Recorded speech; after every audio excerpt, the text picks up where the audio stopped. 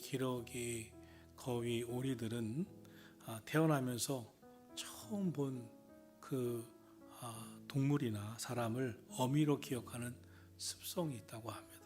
이런 습성을 영어로 임프린팅, 마음에 새겨넣는다, 각인시킨다는 뜻이 있습니다. 자기가 태어나면서 처음 본 것을 그대로 마음에 새겨넣고 각인시켜서 관심을 기울이고 그대로 따라한다는 것입니다. 그래서 여러분, 아주 어린 시절의 기억은 매우 중요합니다.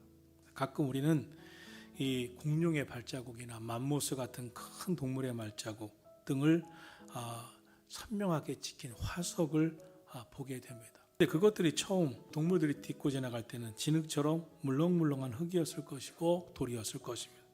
세월이 흐르는 동안 아주 단단한 화석이 되어버렸습니다. 지금은 웬만하면 지워지지도 않게 되었습니다. 이 화석처럼 어린 아이들의 마음에 굳어져 버린 것이 있습니다. 그 마음에 각인시켜 화석시켜 버린 것이 있느냐에 따라 그 마음은 평생 지워지지 않는 것입니다. 그럼 여러분은 어떤 자국을 남기고 사셨다고 생각하십니까? 나는 내 자녀에게 무슨 말을 가장 많이 하고 무슨 모습을 가장 많이 보여주고 어떤 자국을 남겼을까 한번 돌아봐야 할 것입니다.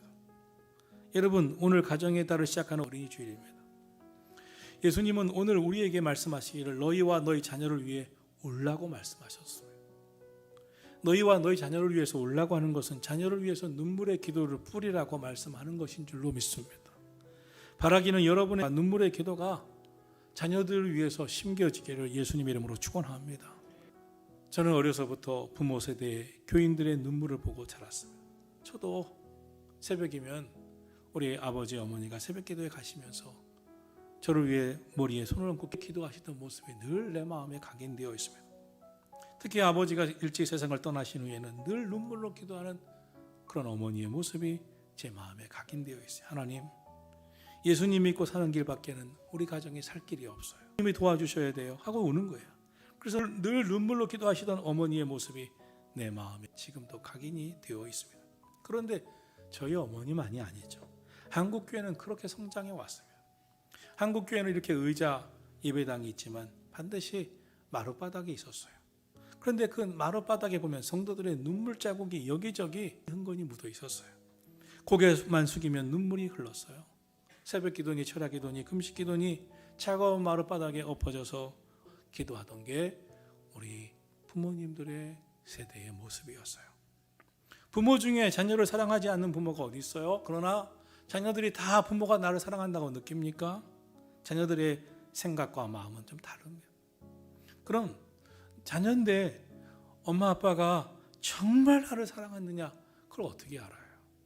우리 크리스찬들은 엄마의 아빠의 눈물의 기도를 보면서 알아요. 중요한 것은 부모의 눈물과 그 간절한 기도를 통해서 자녀들이 마음이 움직이는 거예요. 그것을 보는 거예요. 느끼는 거예요. 오늘의 말씀에서 예수님께서는 십자가를 지고 고고다 언덕을 올라가십니다. 그때 예수님을 따르던 여인들이 가슴을 치며 슬피 울어요. 그때 예수님이 말씀합니다. 예루살렘의 딸들아, 나를 위해서 울지 말아라. 너희와 너희 자녀를 위해서 울라. 이것이 예수님이 부모된 우리들에게 하시는 말씀이에요.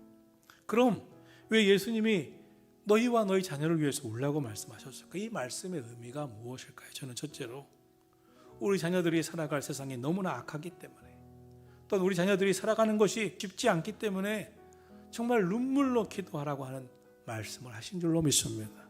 특별히 예수님이 하신 말씀은 뜻이 있어요. 예수님은 너희 자녀들이 살아갈 그 세상, 예루살렘 성이 파괴되고 성전이 다 부서지는 그 시대를 살아갈 자녀들을 위해서 울라고 말씀하시는 의미이기도 합니다. 그런데 예수님이 말씀하시는 것이 그 당시의 예루살렘만이냐 말이죠. 우리 자녀들이 살아갈 세상은 어떤가요? 분명한 것은 모든 것은 다 나아져서 살기 좋지만 우리의 후손들이 살아갈 세상은 더 어렵다는 거예요. 세상은 점점 더 황폐해져 가고 강팍해져 버리고 있습니다. 우리가 생각하지도 못했던 범죄들이 나오고 있습니다. 그런 질병들이 나오고 있습니다. 사람들은 그래서 못 살겠다고 스스로 목숨을 끊습니다. 이런 세상을 살아가야 할 우리의 다음 세대를 위해서 우리가 할 게 무엇이겠습니까? 오늘 예수님 말씀하시잖아요. 너희 자녀를 위해서 눈물로 기도하라. 여러분, 우리 눈물로 기도할 수 있게 되기를 주의 이름으로 축원합니다. 사무엘상에 보면 엄마 한나가 눈물로 사무엘을 위해서 기도하고 낳고 키웁니다. 그리고 젖을 뗀 후에 성전에서 키웁니다. 그런데 이 사무엘이 사무엘상 12장에 훗날 이런 말을 합니다. 나는 기도하기를 쉬는 죄를 여호와 앞에 결단코 범하지 아니하겠노라. 이 말을 어떻게 하게 됐단 말이에요. 사무엘이 엄마의 매일 성전에 올라와서 기도하는 것을 본 겁니다. 엄마의 기도 소리, 기도 모습을 보면서 나도 평생 엄마처럼 기도하기를 쉬는 죄를 결단코 범하지 아니하리라, 그런 결심을 하게 된 줄로 믿습니다. 한나의 엄마는 이 사무엘의 마음에 기도를 각인시켰어요. 성전 기도를 각인시켰어요. 여러분은 여러분 자녀들에게 무엇을 그 마음에 각인시켰냐 말입니까? 자녀를 위해서 눈물의 기도를 하나님 앞에 심으시기를 주의 이름으로 축원합니다. 갈라디아서 6장 5절을 말씀합니다. 스스로 속이지 말라. 하나님은 업신여김을 받지 아니하시나니 사람이 무엇으로 심든지 그대로 거두리라. 자기 육체를 위하여 심는 자는 육체로부터 썩어질 것을 거두고 성령을 위하여 심는 자는 성령으로부터 영생을 거두리라. 믿음을 심으셨습니까? 기도를 심으셨습니까? 성령을 위하여 심을 때 성령으로부터 영생을 거두게 될 줄로 믿습니다. 이제부터라도 우리 예수님 말씀을 따라 눈물의 기도를 심는 우리 모든 성도의 가정이 되기를 축원합니다. 둘째로, 우리가 사는 세상은 부모라도 얘야 이렇게 살면 된단다 자신 있게 자녀에게 말해주고 본이 되기 어려운 시대가 되어버렸습니다. 그래서 예수님은 너희와 너희 자녀를 위해서 울라 이렇게 말씀하셨어요.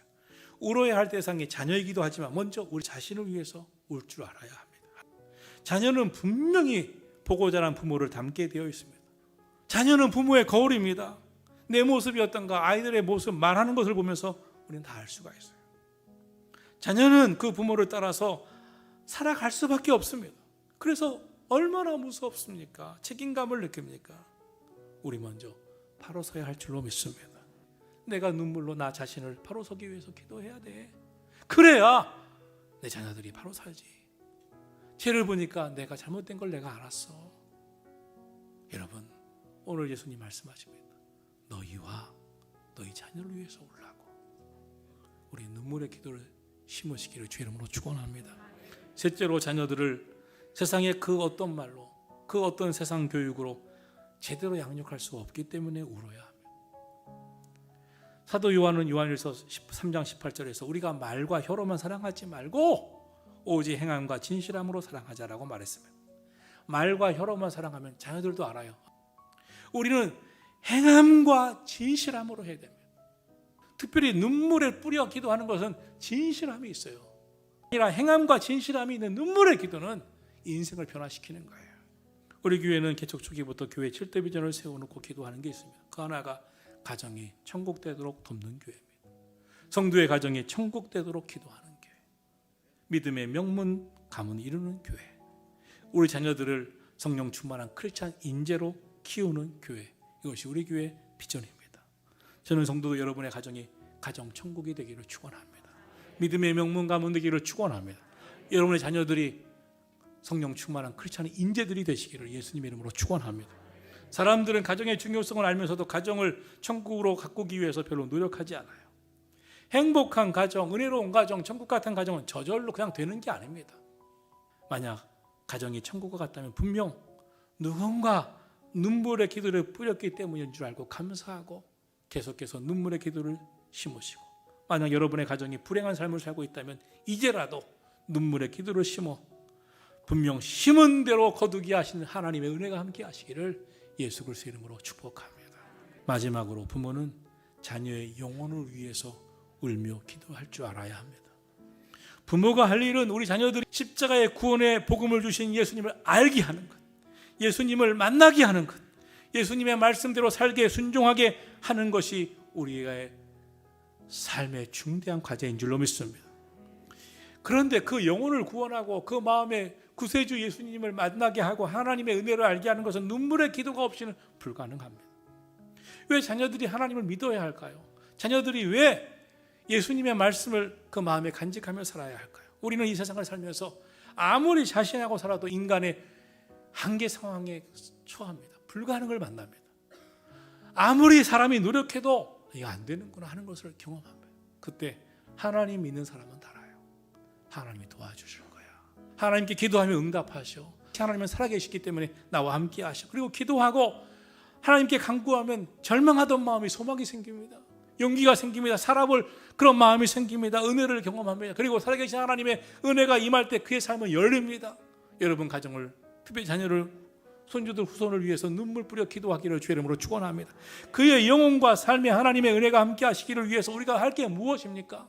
우리가 믿음의 유산을 심어놓으면 하나님께서 30배, 60배, 100배로 축복해 주실 줄로 믿습니다.